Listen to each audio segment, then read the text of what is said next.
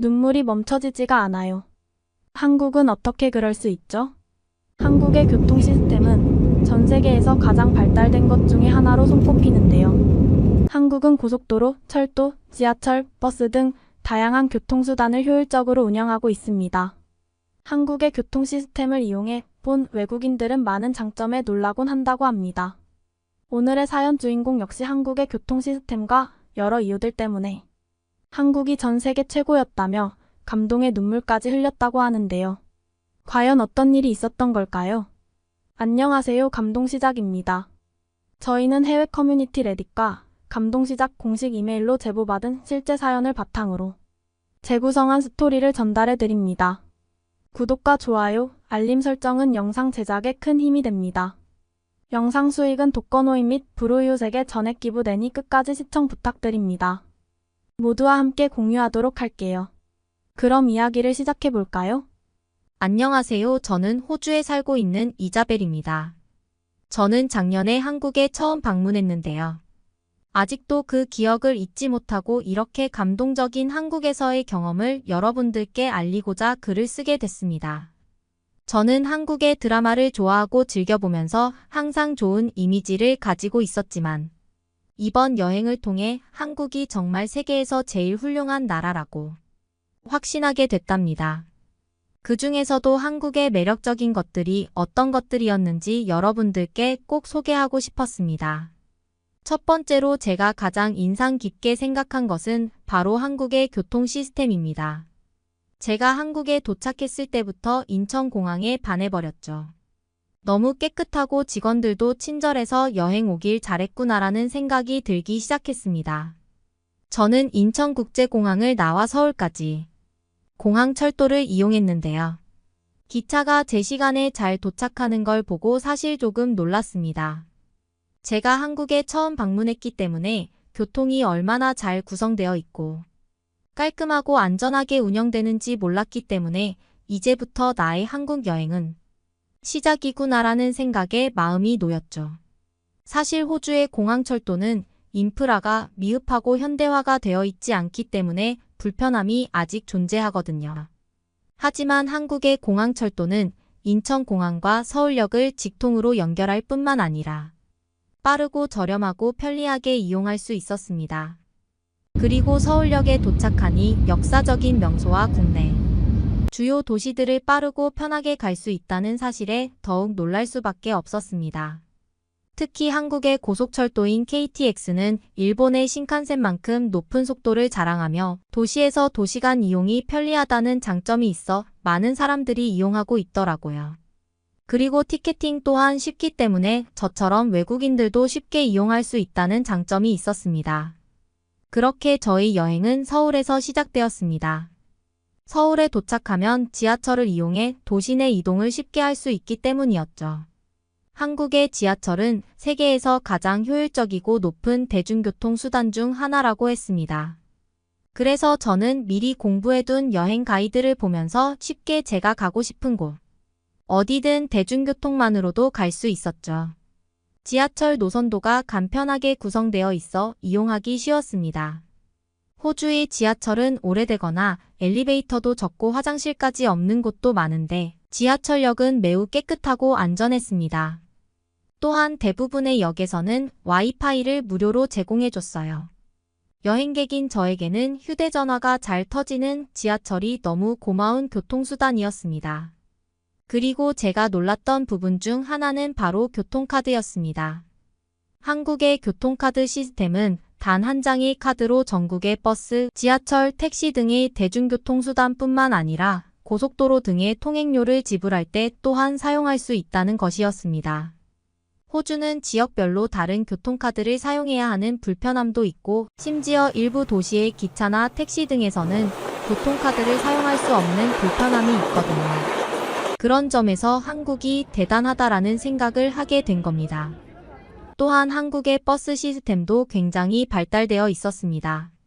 서울뿐만 아니라 전국적으로 잘 구축된 버스 노선과 정류장이 있어 대중교통을 이용하는데 전혀 불편함이 없었습니다. 버스 노선도와 운행 시간은 지하철 노선도와 유사하게 구성되어 있더라고요. 버스는 빠르게 움직이며 대부분의 버스 정류장에는 버스 도착 정보가 디스플레이로 표시되는 것이 인상적이었어요. 그리고 제가 갔을 때 날씨가 추워질 때쯤이었습니다. 버스를 기다리느라 잠시 의자에 앉았는데 의자가 따뜻하더라고요. 처음 경험해보는 이상한 기분이었지만 버스가 온 뒤에도 일어나기 싫었습니다. 집에 가지고 갈 수 있다면 아마 들고 갔을지도 몰라요. 정말 놀라운 경험이었습니다. 한국에서는 그것을 무엇이라고 부르나요? 그것이 무엇인지 아신다면 살 수 있도록 저에게 꼭 알려주세요. 호주는 일부 도시에서는 버스가 불편하게 운영되는 경우가 있고, 한국에서는 지역별로도 다양한 버스 노선을 운영하고 있고 정시에 운영되는 것이 가장 좋은 장점이었습니다. 저는 기다리는 것이 너무 싫거든요.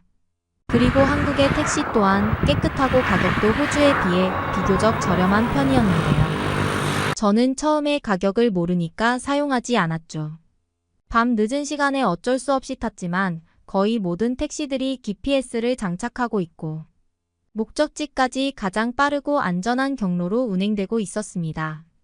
외국인이고 여자인 제가 혼자 타도 괜찮았을 정도니까요. 기사님이 영어도 잘하셔서 깜짝 놀랐습니다.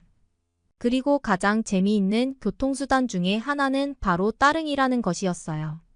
최근 한국은 자전거 인프라를 발전시켜 도시 내 자전거 도로를 점점 더 건설하고 있으며 공유 자전거 서비스를 운영하고 있었습니다.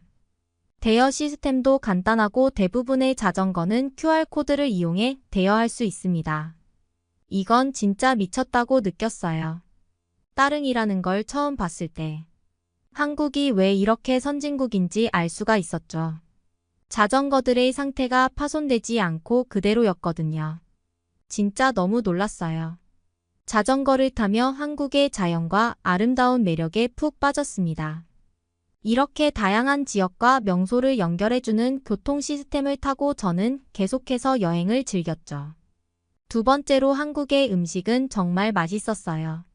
한국에서는 불고기, 김치찌개, 비빔밥 등 다양한 음식을 먹어봤는데 모두 입맛에 맞았습니다. 특히 저는 한국의 반찬 문화에 정말 감동했어요. 한국 식당에서는 주문한 음식 외에도 반찬을 무료로 주는데 처음에 저는 거절했습니다. 왜냐하면 호주에서는 대부분 메인 메뉴랑 포함된 세트 메뉴를 제공해 주기도 하지만 사이드 메뉴를 따로 주문해야 하거든요. 저는 제가 외국인이고 한국말을 잘 모르기 때문에 실수로 주신 거라고 생각했습니다.